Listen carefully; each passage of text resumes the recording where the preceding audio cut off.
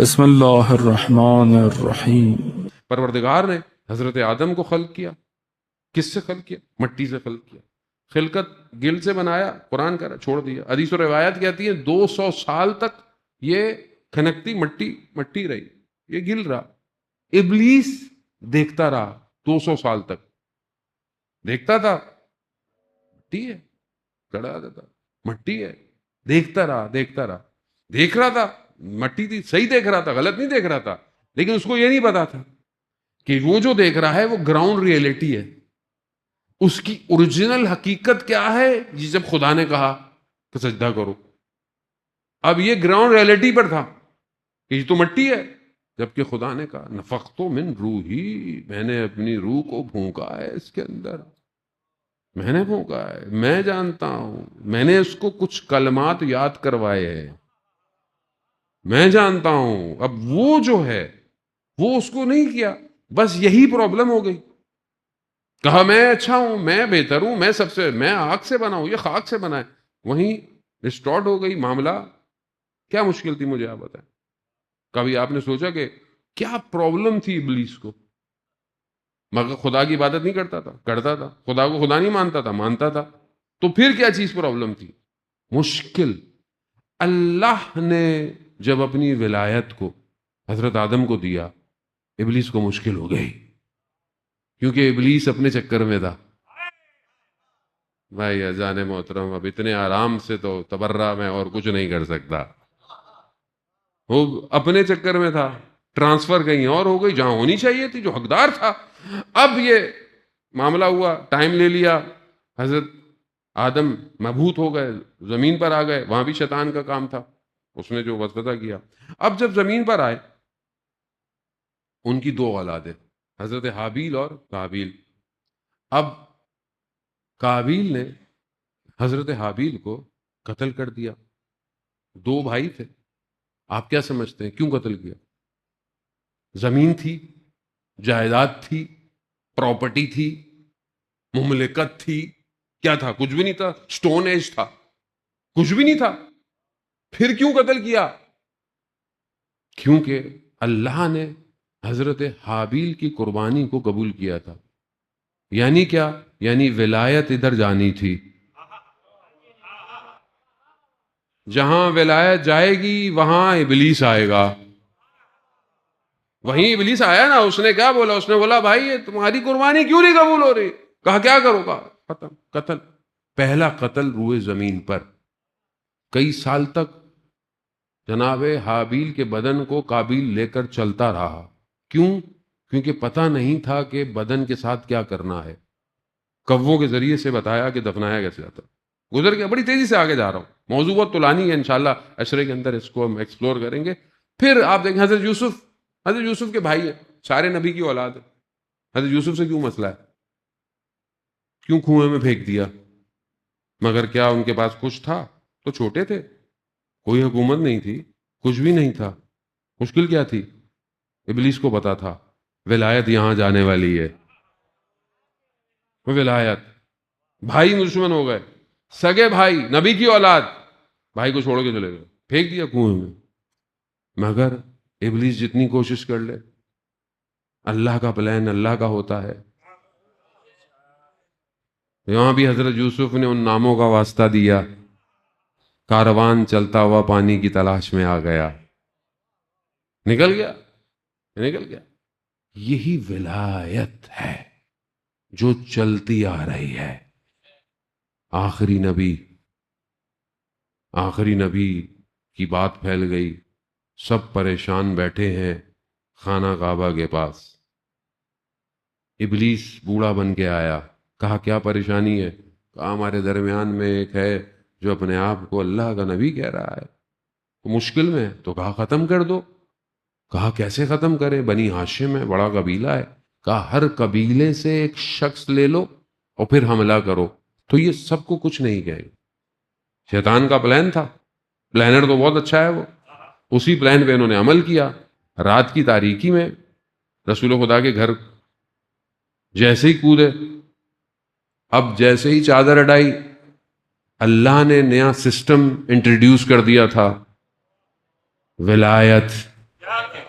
امامت، یعنی اب جب بھی، یعنی یہ وہ ٹائم تھا کہ جب ابلیس کے سسٹم کے سامنے ڈائریکٹ ولایت الہی تھی، اور یہ بولنا تھا کہ اب جہاں جہاں جب جب تم آؤ گے یا علی ہوگا یا اولاد علی ہوگی یا علی کے ماننے والے ہوں گے. ولایت ہے، ولایت نہیں سمجھ میں آئی. ولایت وہ ہمارے ہاں تو وہ مولائی ہمارے دوست بھائی ہم سب گلے لگاتے، لیکن ہمارے ہاں تو ولایت کو کہیں اور لے. اصل ولایت دشمن کے مقابلے میں نظام الہی کے ساتھ شیطان کے نظام کا مقابلہ ہے. اگر صحیح مولائی ہے تو وہ میدان میں کھڑا رہتا ہے، وہ یہ ڈرتا نہیں ہے کہ میں ٹویٹر پہ کچھ اپلوڈ کر دوں گا، انسٹاگرام پہ کچھ ڈال دوں گا تو میرا اکاؤنٹ ہیک ہو جائے گا، میرا ویزا ریجیکٹ ہو جائے گا. ہو جائے روز محشر جنت کا ویزا کون دے گا؟ بھائی چیک تو کیا جائے گا نا. البتہ وہ کریم ہے، وہ تو پھر بھی بولیں گے آ ہی جاؤ، لیکن ان کی کرامت کے آگے کچھ اپنی تو کرامت دکھاؤ. یعنی اتنا بھی کیا ڈرنا کہ جب وہاں کے رپورٹر بیٹھے ہوئے خود سوال کریں ٹرمپ سے اور ان کو کوئی مشکل نہیں ہو رہی، اور ہمیں کون سی مشکل ہو رہی ہے بھائی؟ ولایت ہے، اور ولایت خون مانگتی ہے. جسے اپنے بدن کا ڈر ہو وہ کربلا امام کے خیمے میں نہیں آئے گا، نہیں آئے گا، نہیں آئے گا، نہیں آئے گا. ولایت کو سمجھے، ولایت کردار سے جھلکنی چاہیے. کردار سے آپ نہ کہیں آپ علی کے ماننے والے ہیں، لوگ کہیں یہ علی کا ماننے والا ہے. لوگ کردار، نہج البلاغہ آپ کے وجود میں ہونی چاہیے. قال امام باقر، قال امام جعفر آپ کی زندگی کا حصہ ہونا چاہیے. معاشرے میں آج عزیزان محترم یہی تو مشکل ہے کہ معاشرے میں یہ سسٹم نہیں ہے. ہم بھی ڈرتے ہیں، لوگ بھی ممبر پہ بھی ڈرتے ہیں. اب ہر آدمی مشکل کا شکار ہے عزیزان. بہرحال یہ ایک نہ ایک دن اس ڈر کو ختم کرنا ہے. اب کب تک ڈریں گے آپ؟ کل کو امام آئیں گے تب بھی ڈریں گے آپ؟ امام زمان علیہ السلام اللہم صلی علی محمد وعلی اللہ اکبر، اللہ اکبر، یا رسول اللہ،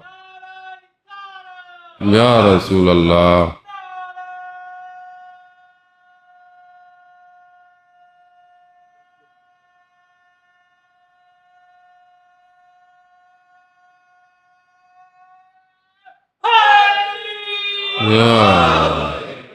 اب یہ خوف جو ہے وہ خوف نہیں ہونا چاہیے.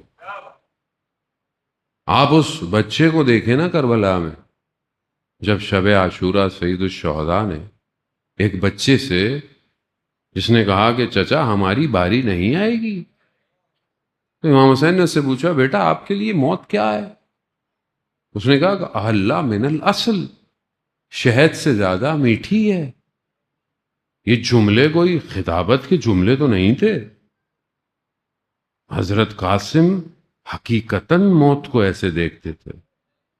تو کیا ہم اس سٹیج پہ پہنچے ہیں کہ نہیں پہنچے اپنی زندگی؟ ہمیں تو اپنے نام سے محبت، اپنے پیسوں سے محبت، اپنی چیزوں سے محبت، اپنے سٹیٹس سے محبت، رشتوں سے محبت. وہ آدمی جب اس محبت میں گرفتار ہوگا تو کہاں اپنے وجود سے باہر نکلے گا؟ آج کھانا خدا دے رہا ہے پھر بھی کل کے لیے پریشان ہے، عزت بھی وہی دے رہا ہے پھر بھی پریشان ہے. کچھ بھی نہیں ہے انسان کا. انسان تو اٹھ نہیں سکتا. ایک نرو آپ کی دب جائے انسان کی ٹانگیں پیرالائز ہو جاتی ہیں. ایک سائیڈ ادھر کی خدا نہ خواستہ ہو جائے تو انسان اصل ہل نہیں سکتا، بول نہیں سکتا، دیکھ نہیں انسان اتنا محتاج ہے، اس پر انسان سمجھتا ہے کہ میں کر رہا ہوں، وہ دے رہا ہے، سب کچھ اسی کا ہے۔ یہی سید الشہداء نے کربلا میں دکھایا کہ اصل مالک پروردگار ہے۔ اگر اس کی ولایت، اس کا نظام میرے 6 مہینے کے وجود سے بچتا ہے تو میں اپنا بچہ لے کے جانے کو تیار ہوں۔ اس کو سمجھنا ضروری ہے۔ اور وہ جو پردہ غیبت میں ہے وہ اصل وارث ہے۔ آج ہم ٹیسٹ کیے جا رہے ہیں، ہم آزمائش میں ہیں، ہم امتحان میں ہیں، ہمارا امتحان دیکھا جا رہا ہے کہ ہم حق کی اس جنگ میں، حق اور باطل کی، ہم کہاں کھڑے ہوئے ہیں، ہم کیا کر سکتے ہیں۔ بہرحال ہر آدمی کی اپنی محدودیت ہے، لیکن اس کو کوئی تو رول پلے کرنا ہے، اپنا کچھ تو کرنا ہے۔ امام زمانہ کی حکومت آئے تو آپ کیا بولیں گے؟ نہیں، مولا تو مدینہ میں لڑ رہے ہیں، ہم کراچی میں، ہمارا کیا تعلق ہے؟ تو پھر وہی بات ہوئی نا، وہ کربلا میں امام تھے، بصرہ والے کہنے لگے ہمارا کیا تعلق ہے، کوفہ والے کہنے لگے ہمارا کیا تعلق ہے۔ کربلا ہے جانے محترم، آسان نہیں ہے، یقیناً آسان نہیں، لیکن ان کا کرم ہو جائے تو انسان ایک رات میں حر سے حر علیہ السلام ہو جاتا ہے۔ ان کا کرم جانے محترم۔ بہرحال اس سے زیادہ میں وقت نہیں لوں گا جانے محترم۔ وہ انسان اس معرکے کو سمجھے، انبیاء کا وارث۔ السلام علیک یا وارث آدم صفوۃ اللہ، السلام علیک یا وارث نوح نبی اللہ، السلام علیک یا وارث عیسیٰ، السلام علیک یا وارث محمد رسول اللہ۔ ساری وراثتیں لے کر کربلا پہنچا ہے۔ جو کچھ تھا سب لے آیا حسین، سب لے آیا، بچوں کو لے آیا، بہنوں کو لے آیا، سب لے آیا حسین۔ روز عاشور اور اتنا دن تھا کہ بڑا طولانی دن لگتا تھا۔ علی اکبر کی اذان سے شروع ہوا اور پھر ایک وقت آیا کہ جہاں پر کربلا کے میدان میں ایک صدا گونجی، هل من ناصر ینصرنا، ہے کوئی میری مدد کرنے والا؟ مولا کہاں گئے سب؟ تلوار کو زمین میں گاڑا، دائیں دیکھا، بائیں دیکھا، اینا اینا مسلم، اینا اینا ہانی ابن عروہ، کہاں ہو مسلم، کہاں ہو ہانی، کہاں ہو حبیب ابن مظاہر؟ سب بدن تپتے ہوئے دشت میں بکھرے پڑے ہیں۔ عزادارہ نے غربت ہے سید الشہداء، سیدہ کا لال تنہا رہ گیا، جسے چکیاں پیس کے پالا ہو، وہ پیاسا بھی ہے، اس کے سینے پہ علی اکبر کا داغ بھی ہے، اس کے چہرے پر علی اصغر کا خون بھی ہے، زخموں سے چور ہے سیدہ کا لال۔ آخری ودا کرنے اپنے بہن کے خیمے میں آیا۔ سلام ہو بہن بھائی کی محبت پہ۔ عزاداران محترم، یہ حقیقت ہے، اگر جناب زینب نہ ہوتی تو کربلا کربلا میں رہ جاتی۔ ام المصائب، بہن بھائیوں نے کیا گفتگو کی خدا جانتا ہے۔ امام کی سواری نکلی، چلنا شروع ہوئی، پیچھے سے آواز آئی، مہلن مہلن یبن الزہرا، آہستہ چلو زہرا کی لال، آہستہ۔ بی بی جانتی تھی نا میری ماں کی آخری کمائی ہے جو جا رہی ہے، جو گیا صبح سے وہ واپس نہیں آیا، علی اکبر گئے واپس نہیں آئے، اونو محمد گئے واپس نہیں آئے، قاسم گئے واپس، عباس گیا واپس نہیں آیا۔ محلن محلن یبن الزہرا، آہستہ آہستہ چلو آہستہ۔ امام نے مڑ کر دیکھا، کہا بہن ابھی تو ودا کر کے آیا۔ کہا مجھے ماں کی وصیت یاد آ گئی ہے، ماں کا سننا تھا حسین زین تک زمین پہ۔ بہن نے تیت الحنک کا کپڑا ہٹایا، گلے پہ بوسے لینا شروع کر دیے۔ خدا جانتا ہے عزاداران محترم، جناب سیدہ جانتی تھیں کس غربت میں، کس ظلم کے ساتھ میرے بیٹے کو ذبح کیا جائے۔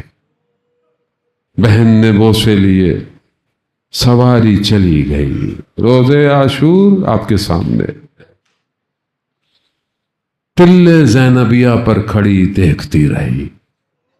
شمر جالس علی صدر، شمر سینے پہ بیٹھا۔